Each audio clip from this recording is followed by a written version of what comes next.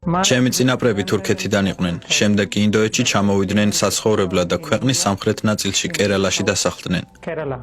ჯერ კიდევ ჩემი მუცლად ყოფნისას დედაჩემს ინფექცია აღმოაჩნდა. ექიმები ამბობდნენ, რომ ვერ გადავრჩებოდი. თუმცა დედაჩემმა არ მოусმინა არავის რჩევას და ილოცა. ღმერთო, სიცოცხლე შენ გეკუთვნის. თუ ჩემს შვილს სიცოცხლეს მისცემ, მაშინ შენ შემოგწირავ მას. ეს მისი დაპირება იყო და სასწაულებრივად მეც დავიბადე. მაშინ, როდესაც მეჩეთში მსახურობდი იმამად, სასულიერო პირად, ერთხელ ვიქადაგე, რომ იესო ქრისტე არ არის ღმერთი. ჩემთვის ღმერთი მხოლოდ ალაჰი იყო და ვფიქრობდი, რადგან ალაჰი არასოდეს დაქორწინებულა, მას არ ჰყავს ძე, ამგვარად ვქადაგებდი, რომ იესო არ არის ღმერთი. უეცრად მსმენელებიდან ვიღაცამ მკითხა, ვინ არის იესო? შეიძლება მუსლიმანი იყო, მაგრამ მეკითხებოდა, ვინ არის იესო? ვქადაგებდი, რომ იესო ღმერთი არ არის, მაგრამ დაისვა კითხვა, ვინ არის ის? იმის გასაგებად, თუ ვინ არის იესო, ყურანი კიდევ ერთხელ თავიდან ბოლომდე წავიკითხე. 114 თავისა და 6666 მუხლის წაკითხვის შემდეგ აღმოვაჩინე, რომ მუჰამედის შესახებ მხოლოდ 4 ადგილას ეწერა, ხოლო იესოს შესახებ 25 ადგილას. ცოტა დაბნეული ვიყავი და ვფიქრობდი, რატომ ანიჭებს ყურანი უპირატესობას იესოს? ასევე მე არ მინახავს არც ერთი ქალის სახელი ყურანში. წინასწარმეტყველი მუჰამედის დედის, ცოლების, შვილების სახელები არ წერია. ყურანში არის მხოლოდ ერთი ქალის სახელი, მარიამის, იესოს დედის. როდესაც წავიკითხე მესამე თავი 45-55 მუხლები, ვნახე 10 რამ, რასაც ყურანი იესოზე ამბობს. პირველი, ყურანი იესოს მოიხსენიებს როგორც ღვთის სიტყვას, მეორე როგორც უფლის სულს და მესამე ყურანი ამბობს, რომ იესო არის ქრისტე. ამგვარად ყურანი აღწერს იესოს როგორც ღვთის სიტყვას, უფლის სულს და ქრისტეს. ყურანი ასევე მოგვითხრობს, რომ როდესაც იესო ძალიან პატარა იყო, ჯერ კიდევ 2 დღის ახალშობილი, მან ლაპარაკი დაიწყო. წერია ისიც, რომ მან ტალახისგან გამოძერწა ჩიტი, რომელსაც სული შთაბერა, ჩიტი კი გაცოცხლდა. ყურანი იმის შესახებაც მოგვითხრობს, რომ იესომ თვალი აუხილა ბრმას, განკურნა კეთროვანი და ასე შემდეგ.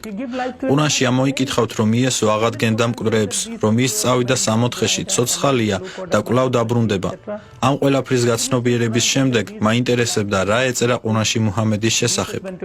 მასზე არ წერია, რომ ღვთის სიტყვაა, ან ღვთის სული. არც ის წერია, რომ ჩვილს შეეძლო ლაპარაკი, ან სიცოცხლის მინიჭება ჩიტისთვის. მას არასოდეს განუკურნავს ვინმე, არ გაუცოცხლებია მკვდარი, ის თავად გარდაიცვალა. ისლამის მიხედვით ის არ არის ცოცხალი და არც დაბრუნდება. ამ ორ წინასწარმეტყველს შორის დიდი განსხვავებაა. ჩემთვის ის წინასწარმეტყველი იყო, მაგრამ უფრო აღმატებული, ვიდრე მუჰამედი. ერთ დღეს ჩემს პროფესორთან მივედი.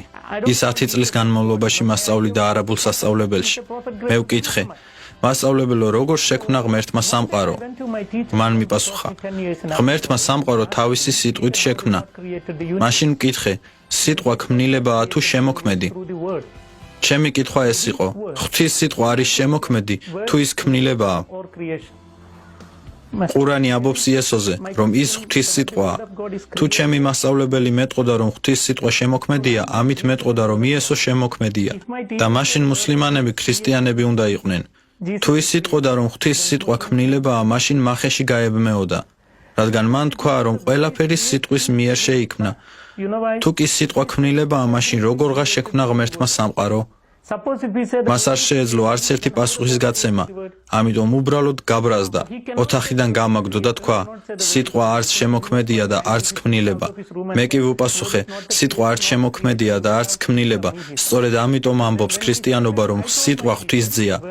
მან კი მითხრა, რომ თუ ღვთისძე არსებობს, მაშინ მომიწევს ვიპოვა ღვთის ცოლიც, რადგან ცოლის გარეშე არც შვილი იქნება. შემდეგ მას ვაჩვენე ადგილი ყურანიდან, რომელიც ამბობს, რომ ღმერთს შეუძლია დაინახოს თვალების გარეშე, ილაპარაკოს ენის გარეშე, მოისმინოს ყურების გარეშე. უთხარი, მაშინ ღმერთს შეუძლია ჰყავდეს ძე ცოლის გარეშე. ბევრი ვიკამათეთ. შემდეგ უბრალოდ ავიღე ჩემი ყურანი, გულზე მივიდე და ვთქვი, ალაჰ, უბრალოდ მითხარი, როგორ უნდა მოვიქცე. ყურანი ამბობს, რომ იესო ცოცხალია, მუჰამედი კი მკვდარი. მითხარი, რომელს უნდა გავყვე. ლოცვის შემდეგ ყურანი გადავშალე. არავისთვის არაფერი მithოვია, მხოლოდ ალაჰს ვთხოვე. გადაშლისას დავინახე მე-10 თავის 94 მუხლი. იცით იქ რა წერია? თუ ეჭვი გეპარება ყურანში, რომელიც მოგეცით წადი და წაიკითხე ბიბლია, ან დაუსი კითხვები მათ, ვისაც წაკითხული აქვს. ჭეშმარიტება უკვე გაცხადებულია, ამიტომ თუ მკითხავთ ვინ მაქცია ქრისტიანად, არც მამამ, არც დამ, არც მღვდელმა, არც კარდინალმა და არც პაპმა თავად ყურანმა მომაქცია ქრისტიანობისკენ. ამის შემდეგ ბიბლიის შესწავლა გადავწყვიტე და ერთ-ერთ ქრისტიანულ ცენტრში მივედი. ბიბლიის შესწავლის დროს უამრავი რამ შეეხო ჩემს გულს. პირველ დღეს მოძღვარმა წაიკითხა იოანეს სახარების პირველი თავის პირველი მუხლი. დასაწყისში იყო სიტყვა, სიტყვა იყო ღმერთთან და სიტყვა იყო ღმერთი და სიტყვა მოვიდა ხორცში. ყურანი ამბობს, რომ იესო ქრისტე ღვთის სიტყვაა. ახლა კი ვნახე, რომ ბიბლიაც იმავეს ამბობს. აღმოვაჩინე, რამდენად ახლოსაა ეს წიგნები ერთმანეთთან და ბედნიერი ვიყავი, რომ ორივე მჭირდებოდა. დაბნეული ვიყავი, ერთ დღეს მუსლიმანი, მეორე დღეს ქრისტიანი, შემდეგ კი ისევ ქრისტიანი გავხდი. უბრალოდ ასე ვაზროვნებდი. შემდეგ კიდევ ერთი ფრაზა წავიკითხე, იოანეს პირველი თავის მე-12 მუხლი, სადაც წერია, რომ ყველას, ვინც ირწმუნა იესოსი, მიეცა ხელმწიფება ღვთის შვილებად წოდებისა. ყურანში ალაჰი ადამიანებს მონებად მოიხსენიებს, თავად კი ბატონია. ბატონს ვერ ეყვარება მონა და ვერც მონას ეყვარება ბატონი. მე არ მომეწონებოდა მონას რომ მეძახდეს ვინმე, მაგრამ ყურანი ამბობს, შენ ჩემი მონა ხარ. როცა წავიკითხე, რომ თუ იესოსი გწამს, იესო ძალას მოგცემს, რომ ღვთის შვილი გახდე, მაშინ ვეთქვი, მე მჭირდება იესო, რადგან მინდა ღვთის შვილობა. ამის შემდეგ ღმერთს მამას ვეძახდი. მანამდე არ ვიცოდი, რომ შემეძლო მისთვის მამა მეწოდებინა. იესომ ლოცვის წარმოთქმისას ღმერთს მიმართა, მამაო ჩვენო. არაბულად სიტყვა რაბუნი მამას ნიშნავს. ვერ აღგიწერთ, როგორ სიხარულს განვიცდი, როცა ღმერთს მამას ვუწოდებ. როდესაც ვფიქრობ, რომ სამყაროს შემოქმედი მამა ჩემია. სიხარული მავსებს ამას ვერ აღგიწერთ, უბრალოდ თავად უნდა გამოცადოთ. Only you can understand by experience. ამის შემდეგ მე იესო ვირწმუნე. There I decided to accept Jesus. როდესაც მამა ჩემი შემხვდა, ეს საშინელება იყო. It was very horrible because მან ძლიერად დამარტყა. ცხვირიდან სისხლი წამომივიდა და გონება დავკარგე. unconscious. მან სახლში წამიყვანა. არ მახსოვს ეს როგორ მოხდა. როცა გონს მოვედი, პატარა ოთახში ვიყავი. I was unconscious. ტანსაცმელიც კი არ მეცვა. შიშველი ვიყავი, ხელფეხი გაკოჭილი მქონდა, ვერც კი ვლაპარაკობდი. Legs were chained very tight. პირი, თვალები, ცხვირი, წიწაკიანი მქონდა. There was chili powder in my mouth, nose, eyes. სხეულზე მოყენებულ ჭრილობებზეც წიწაკა მეყარა. ასე მომექცნენ. Some chili there also for me to get burning. რადგან ყურანში 18-ზე მეტჯერ წერია, რომ ურწმუნოებს უნდა ებრძოლო. To fight with the non-believers. ისიც კი წერია, რომ უნდა მოკლა ის, ვინც ისლამს უარყოფს. მამა ჩემი უბრალოდ ყურანს დაემორჩილა. Quran, so he wants to. რამდენიმე დღის განმავლობაში არ მაძლევდნენ წყალსა და პურს.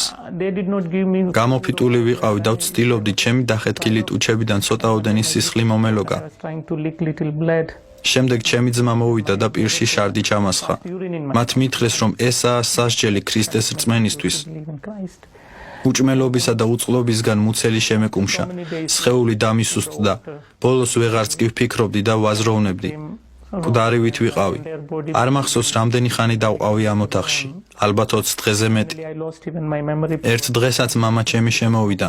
მე გონზე არ ვიყავი. That man. თოკები მომხსნა და ძლიერად მომიჭირა ყელში. აინტერესებდა ცოცხალი ვიყავი თუ არა. Dad came to ამ დროს თვალები გავახილე და დავინახე, and I was not aware. And he chopped my throat რომ ხელში დანა ეჭირა. to know is there. მან მითხრა, ეს შენი ბოლო შანსია. თუ იტყვი რომ გჭირდება ალაჰი, So when I opened, მაშინ სიცოცხლის უფლებას მოგცემ. თუ იესო გჭირდება, მაშინ მოგკლავ. it's your last moment. No hope. ჯერ კიდევ ჩემი დედის მუცელში ყოფნისას ყველა ამბობდა, რომ მოვკვდებოდი, He says, I will kill you.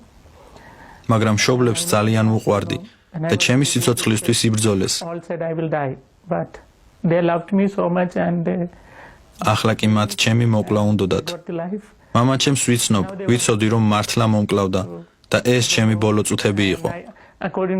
I know my dad well, he will kill me.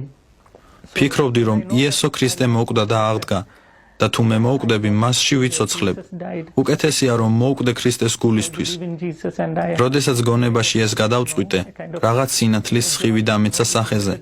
რაღაც მთვარის შუქივის და მთელ სხეულში დენის გავლის მსგავსი შეგრძნება მქონდა. უეცრად ენერგიამ და ძალამ ამავსო. საკუთარ თავს ვერ ვაკონტროლებდი. სხეულში იმხელა ენერგია მქონდა. მამაჩემს ხელი ჩამოვაწევინე და ვიყვირე იესო. როდესაც დავიყვირე, მამაჩემი ძირს დაეცა. დაეცა ისე რომ დანით, რომელიც ხელში ჰქონდა, კერდი გაისერა. სისხლის დიოდა და პირიდან რაღაც ქაფის მსგავსი გადმოსდიოდა. ყვიროდა, ყველა გაოგნებული იყო. დედაჩემი, ჩემი და ძმა ვერ ხვდებოდნენ რა მოხდა. ფიქრობდნენ რომ მამაჩემი კვდებოდა და სასწრაფოდ საავადმყოფოში წაიყვანეს. ყველა ისე სწრაფად გაიქცა საავადმყოფოში, რომ კარის ჩაკეტვაც კი დაავიწყდათ. საოცარი ენერგია მქონდა. ვერც კი აგიხსნით.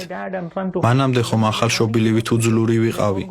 20 დღის განმავლობაში უჭმელი. ახლა კი ენერგიას ვგრძნობდი. გარეთ გავედი და მამაჩემის ტანსაცმელი ჩავიცვი. ქუჩაში გავიქეცი და ტაქსი გავაჩერე, რომ იქიდან გავქცეულიყავი. ტაქსის მძღოლი ქრისტიანი იყო. მან ტკბილეული და წვენი მომცა. ჩემზე იზრუნა და ქრისტიანულ ცენტრში წამიყვანა. ჩვენ დღემდე გვაქვს ურთიერთობა. კარგი მეგობრები გავხდით. ცენტრში მისვლისას გავაცნობიერე, რომ იესო ცოცხალია.